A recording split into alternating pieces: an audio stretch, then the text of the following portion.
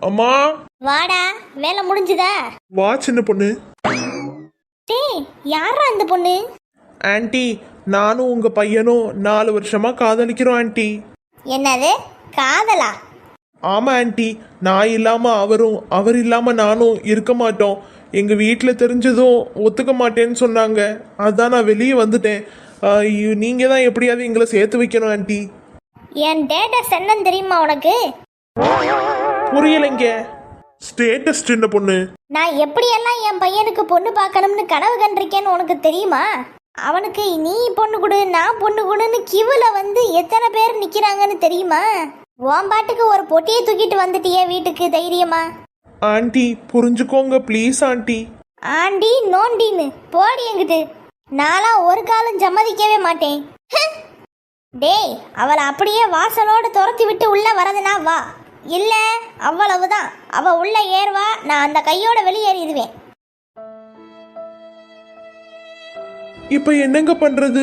உங்க அம்மா ஒத்துக்குவாங்கன்ற நம்பிக்கையில நீங்க சொன்னதும் நான் வேற கொஞ்சம் கூட யோசிக்காம 100 சவரன் நகைய இதுல போட்டு கொண்டு வந்துட்டேன் இந்த பெட்டிய.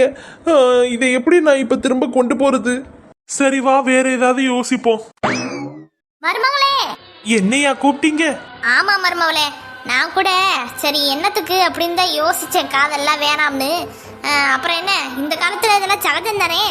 நிறைய பேர் காதல் திருமணம் பண்ணிக்கிறாங்க.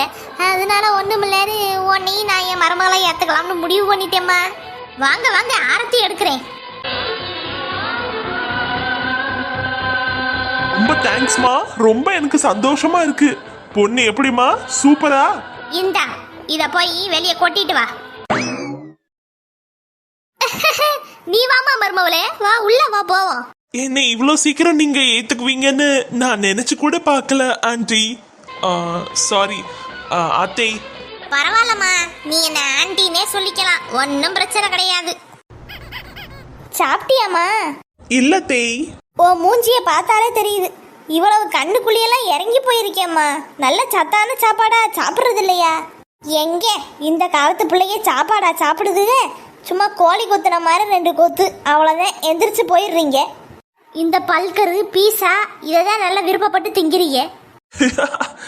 தேய், பல்கர் இல்ல தேய், பர்கர். சரி மருமகளே, இனிமே திருத்திக்கிறேன். என்ன நீ சொன்ன நான் கேட்காம இருப்பேனா?